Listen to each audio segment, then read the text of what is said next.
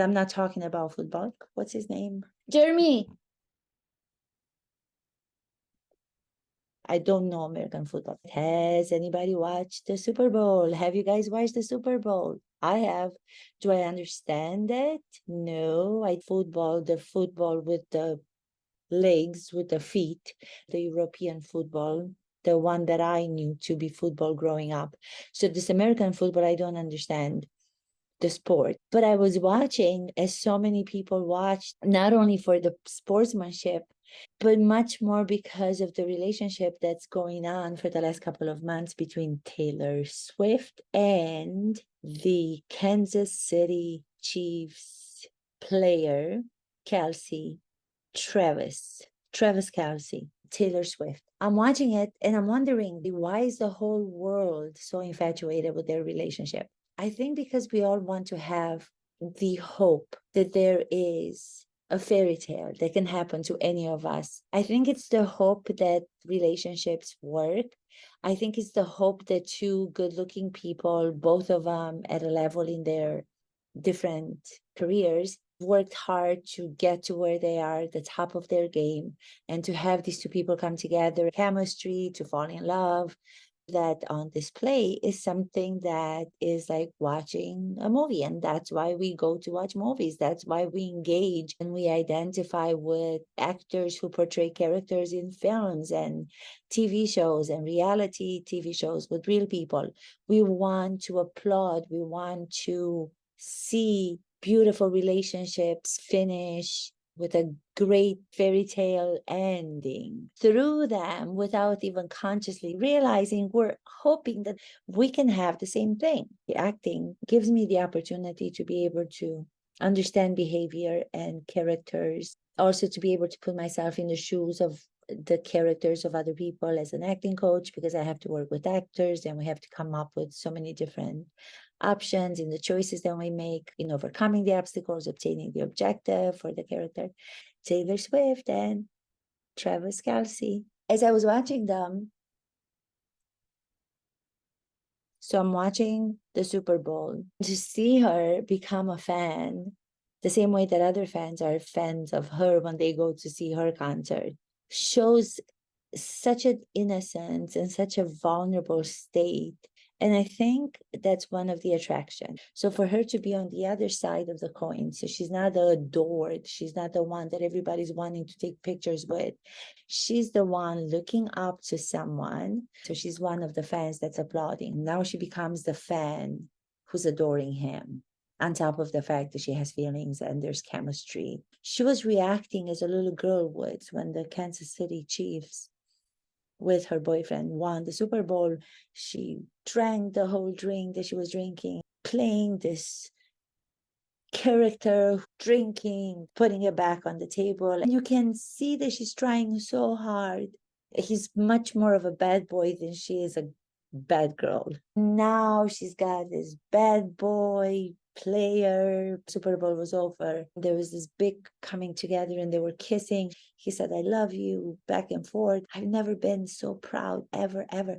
So I think he is needing that so much, especially to have that come from somebody of her caliber. That's just my opinion. And I'm not saying that all the other things are not true. I'm not saying that he doesn't love her. I'm not saying that there isn't chemistry. I'm not saying that what the world is seeing, where they just love the two of them together and they think they're perfect for each other, is not what that is. But from watching some of the specific little things between them and then watching them separately, the whole little aggression that happened with the coach. This is from CNN. It was a footage that quickly became a meme, but Kansas City Chiefs head coach Andy Reid left off his pack with tight end Travis Kelce during the team 25-22 Super Bowl win over the San Francisco 49ers.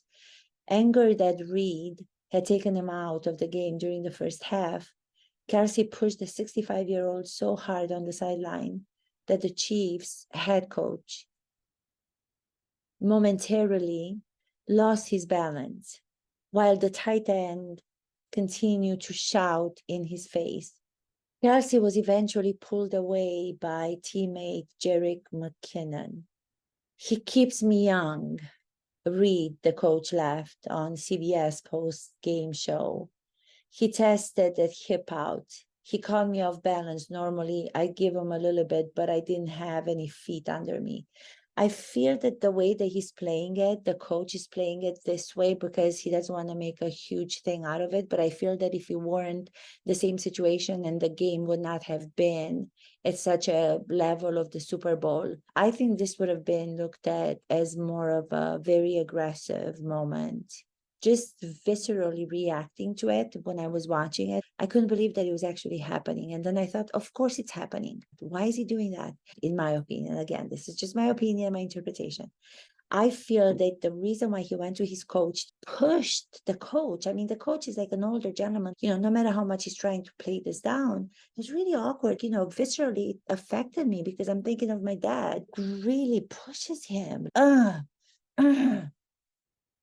Kelce knows that he's famous star at a level only few people get to, is in the spectator's seat. She's watching. He has to be proving himself to her even now, instead of taking in the fact that he is at a beautiful level in the sports. We as people were not satisfied. We're not thinking that we're worthy of someone else's love. We don't think we're sufficient for just who we are. There's this dynamic between the two of them where the chemistry is there, and I hope that it's going to last. I feel that it's based a lot on the fact that he's the bad boy type of thing, was giving her the opportunity to be the bad girl. She's putting the glass, sitting there. I'm done drinking. I'm the bad girl, Taylor Swift. The behavior of someone and the way that we move and we allow our gestures to come out. When I see her trying to be sexy on the stage, she's gorgeous, she's beautiful, she's tall, sexy outfits when she's performing, trying to do these moves that are sensual and sexual.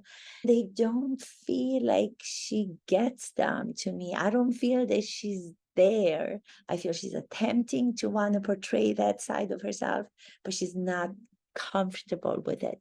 She's not dropped into it, she's not dropped into like, here, I'm going to be sexual today. I just feel that the innocence that she has, which is so beautiful to watch. I'm not saying there's something wrong with it. Psychology into behavior, that's what it gives me when I'm watching. Extraordinary to watch, because you see so much happening. It's so wonderful to be able to try to figure out what's going on and to do this analysis with these people, even though they're not actors, but to analyze them as if they were characters from an acting perspective. This was the biggest thing that happened. So what else am I going to come back with if not with the Super Bowl? Thank you so much. Many kisses.